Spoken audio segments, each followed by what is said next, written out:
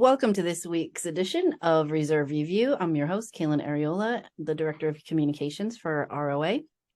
And we have brought on special guest Adam Bird, the CEO and founder of Heroes Media Group. Welcome, Adam, to the show. How are you today? I'm good. Thank you for having me on. Yeah, we wanted to talk to you a little bit because you've been working with us to edit a lot of podcasts. We are basically taking this Reserve Review series and we're moving it to a podcast format, so it's available on all the things podcast related, like Apple, iTunes, and Spotify, and all of that. So in the process of doing that, you became one of ROA's newest members. That's right. Yep. So I wanted to bring you on and talk to you a little bit about your background because you served in the Army National Guard. I know you're a combat veteran as well. So I would love for you to share your story, first of all, about why you joined the military, and then what was your job in the military. Well, again, thank you for having me on. And yeah, so a little bit about my background. Getting out of high school, I didn't really know what I wanted to do, and I needed money for college, or that was kind of like my excuse, so to speak. Never used it, but that was the excuse at the time. And I was playing a pickup basketball game, and with this guy who was one of the recruiters, and got to know him over months, and I finally went up to him and said, "Hey man, I need to do something. Let's do this, whatever you're offering thing." And that's kind of how it started. Went to basic training at Fort Leonard Wood, day after Easter of 1998. So I'm kind of dating myself a little bit. And then did my AIT training there at Fort Leonard Wood for transportation. So I became a truck driver, and was in I was in the Arizona Army National Guard for about 9 years. So I got out July of 2007, and then during that time frame had different jobs and whatnot that I did. But in 2003, deployed with the Arizona Guard to Iraq shortly after the initial push, and spent some time over there, and then got out in 2007 and became a single parent, and kind of everything else kind of went from there. That's it. No elaborate, nothing. I mean, it's pretty basic, you know. No, but that's good. I mean, that's a lot of people's stories. And then you end up going overseas and you really appreciate kind of how it all works together. Oh, yeah. I mean, you know, it's blessed to have that opportunity to go to other countries and see how other people live and kind of see the real world, so to speak, as opposed to seeing it through a camera lens that you watch on TV or something like that. And you know, for my opinion, when you see something on TV in another country, it's the TV's version of what's really going on. You really need to kind of be there to see what's going on. So that was very, very eye-opening and whatnot. And I've kind of taken that experience and the things that I've learned in the military and has been fortunate enough to utilize the skills and things that I've learned to transition into now my civilian life. Right. And that's a great segue, because I think one of the things that we often overlook, even in these interviews when I'm talking to people, we have a lot of reserve and guard who are currently serving that own businesses, and a lot of reserve and guard that are veterans who continued running their businesses or started a business when they get out. And so what do you think? I mean, for me, I know my own personal story, it benefited me. I'm not sure how you look at that. I think, you know, I'd love to hear from you how that service time helped you with business, because it's very different than collecting a paycheck every 2 weeks, doing the business thing. I didn't get into business right away on my own. It was something that I always had in the back of my mind, but I had a corporate job for a couple of years, and it wasn't until like 2012 when I really kind of took that leap of, or 2013 is when I finally took that leap of faith. So there's a long stretch, you know, six year stretch there. But I would say it's my time in the military. You learn the leadership skills, you learn teamwork, you learn how to work with others, you know, people you like, people you don't like. Unfortunately, you know, it's kind of a mixing pot of things. time management that teaches you. There's just so many things that you learn in the military, and you don't really. I guess I've never really thought about it until you've asked this question. Like how much you take what you've learned and adapt that and incorporate it into your daily life and into your business. Mm-hmm. It's allowed me to counsel others. I got a small team that I work with, and I've had people come and go, and you learn how to like counsel that. When I was an NCO, so you have counseling statements and stuff, and you're teaching other people and stuff like that. You as an officer, you understand your OCRs and stuff like that you got to fill out for people.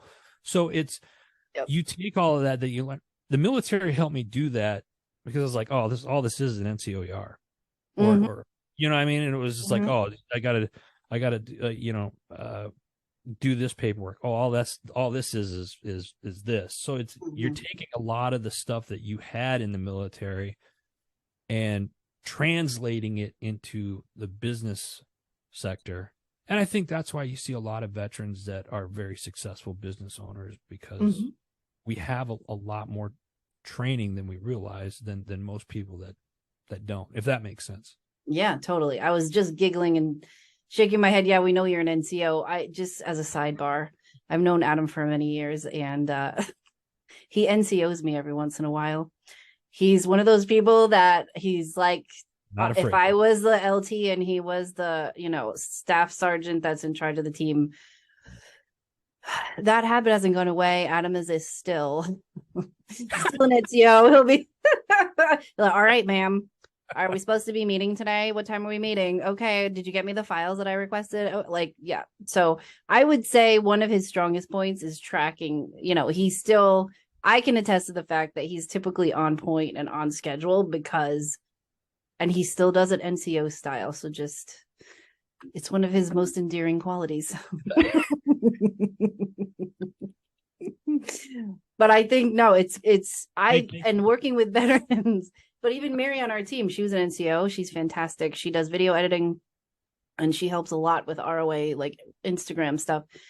And she's just very similar. And so I think it does help a lot when you have a background of discipline, because even as an NCO, you're overseeing, and when you're young too. I mean, did it shock you how young you were when they gave you a bunch of soldiers? Yeah. And they're like, here, you're in charge of this. I didn't have a whole lot of soldiers at the time I first got it. And then in the National Guard, I had transitioned and started doing it was a recruit training company. So we started instructing a lot of like new recruits that were getting ready. We prepped them for basic training. That was fun. I loved that side of it, because you kind of felt like you were really making a difference, there. And yeah, I mean, looking back on it, but like, at that time, 25, 26 relative, and a lot of that area, you're kind of the old man at that point, because it's a lot of it's still a young person's game, 18, 19-year-olds that are coming in. So you have some experience, and then at the same time, I'm looking at it like I'm in charge of like millions and millions and millions of dollars worth of equipment. Like who thought I was responsible enough to be in charge of all this stuff? You know what I mean? It was just kind of like, yeah. So, but again, grateful to have that experience, because it's allowed me to become who I am, and it's really, honestly, it was the foundation that the military gave me, which allowed me to do what we do today. Mm-hmm. And you talk a little bit about that. So Heroes Media Group, it obviously sounds very patriotic sounding. We know that you're a veteran, and it's not just the podcast editing that you do so many different things. I would love for you to share a little bit about what different things you have going on. I started Heroes Media Group in 2015, and this was after I had a successful business for about 4 years, had a business partner. We had started if we weren't the first, we were one of the first all veteran podcast networks at the time. And once we closed that business down, I started Heroes Media Group, and I wanted to open it up not only to our military veteran community, but to community heroes and we define them as, law enforcement, firefighters, first responders, educators, and then there's a clergy piece in it as well. Because if you look at community heroes, all of those, you have a lot of veterans in those fields as well. Anyway, so we opened it up to them as well, and we started off as just a podcast network. It was like a directory, if you will, of just different podcasts, and then a lot more people started asking me to help them edit their show or get them started, and I started doing that. And then from that, I had people that were asking me to, like, hey, do you do audiobooks? And I was like, oh, okay, well, that's an idea. Let's do that. So we do full-blown podcast. Anything that involves around a podcast we can do, whether it's video editing, audio. We really, our meat and potatoes comes from the audio side of things, and getting people set up with their podcasts to be successful, whether it's they want to make money with it or they just want to reach thousands of listeners, etc. We have a transcription service as well. And then, like I said, we do a publishing arm now where we help authors publish their books. But more importantly, it's we do the audio books. We've done 4 books this year alone. So we had a busy year on that side of it. And that's kind of what we do there. And then moving into 2023, we're looking at expansion on all of those fronts there as well. So it's been fun. It keeps you busy, and I don't think I'd have it any other way. I feel like there's it's purpose driven. It's allowed us to help people get to where they want to go. Yeah, if you have never heard of Heroes Media Group and you're a military veteran and you want to check out, there's just such a great network on there. It's heroesmediagroup.com. And there's how many shows now? 300? Wow. On the website, you'll see about 45, maybe 50, close to 50 now, I think, that are hosted on the platform. And then there's probably another 12, 15 shows that we work with. But I know over the past several years you've done audio editing in the last decade. I've got well over 30,000 episodes that we've. It's some crazy number, because I know at some point you had we're averaging like 4 or 5 episodes. You average 4 or 5 episodes a week, times that by 10. Yep, it's a lot. Crazy number. So I don't do math. So I forgot. I'm like, oh, that's how you do math. Yeah. Oh my goodness. Yeah. Well, he'll stick to podcasting. I got it. An accountant podcast. Oh my goodness. Okay. So, I mean, I really wanted to get your take on that and your background, and then being a part of ROA, just to thank you so much for helping us with that entire project, because it's quite a bit of work to get those things transferred over and helping us set up all that stuff. Is there anything that you would, did you want to talk at all about Chris? We can cut this part out if you don't. No, absolutely. I mentioned, earlier being got out of the military, became a single parent, and had sole custody of my son, and raised him as you know. And that was, with that in the military experience, it just kind of like being a single parent actually kind of drove me into starting my own business. Yeah.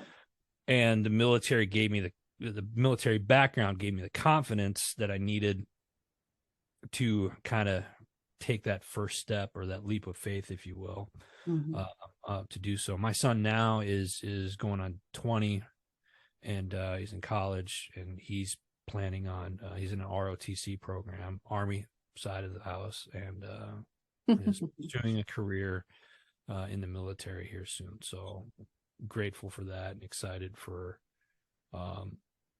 what lies ahead for him. Yeah.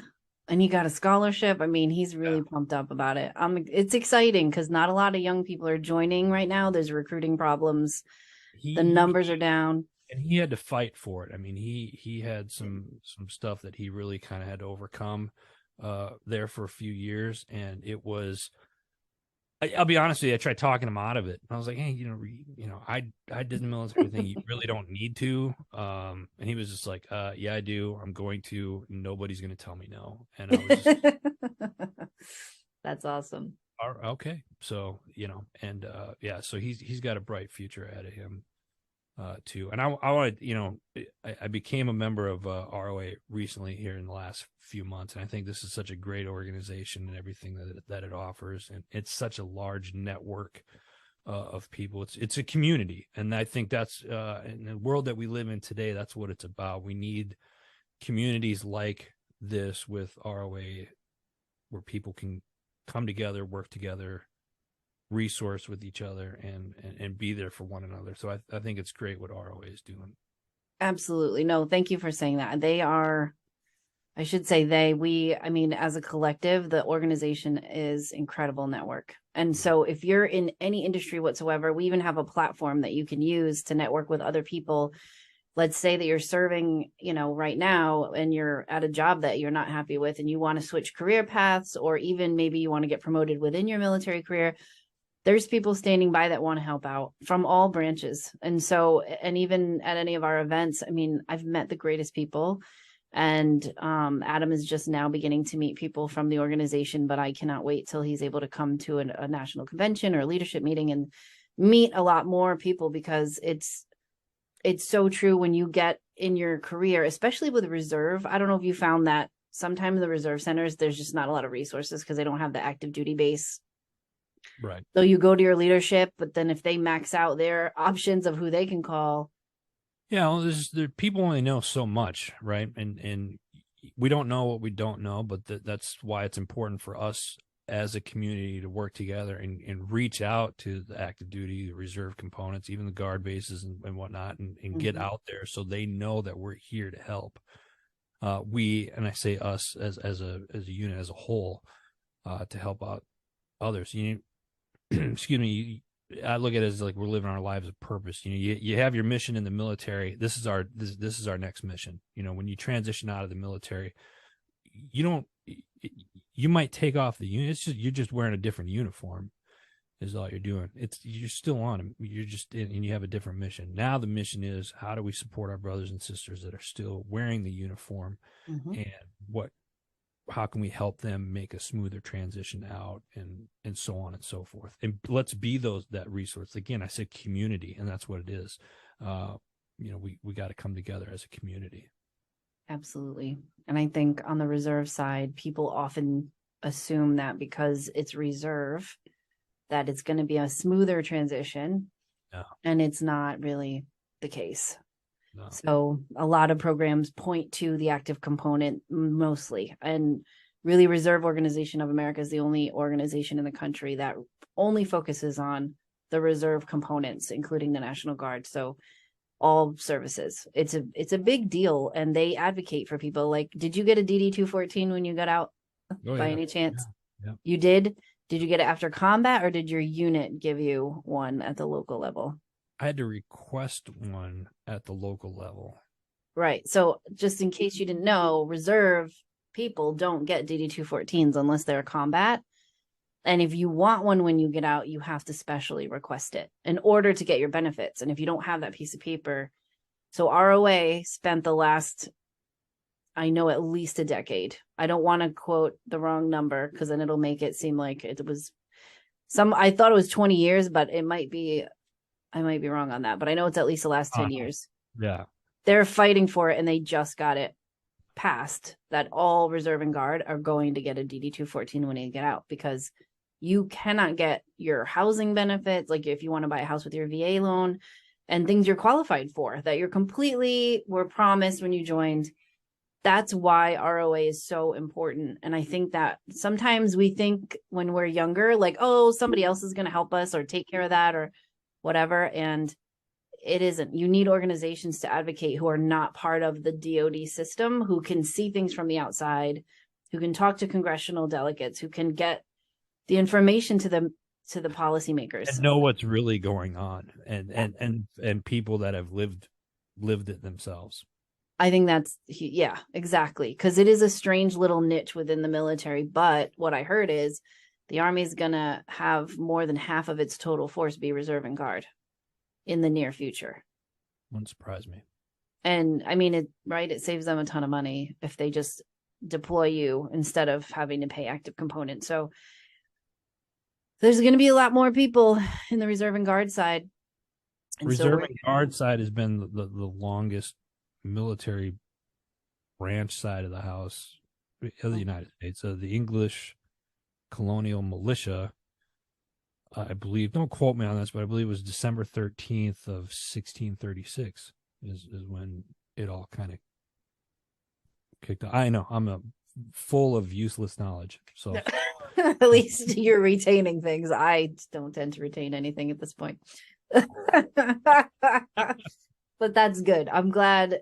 I mean, that's interesting to know. I think you're absolutely right. I heard that too. Because in the beginning, they weren't sure about having like a full-time force. Guard reserve side of the house, Was it Massachusetts?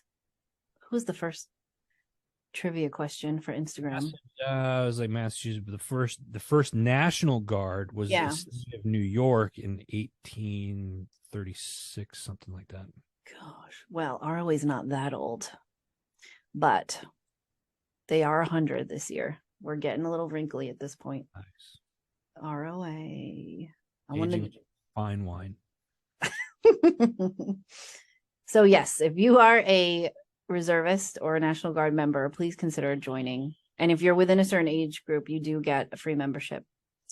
And so I highly recommend you check out the website and you check out the local chapters that you can join. And if there's nothing near you, reach out to us because you may just be the next person to start a chapter in your area. So thank you, Adam. I am really grateful for you taking the time to talk to us today. And if you ever want to come back or you have advice for veterans or anything like that, we'd love to share your thoughts on all sorts of different things. We want some of our younger vets to be out there and sharing their stories a lot more.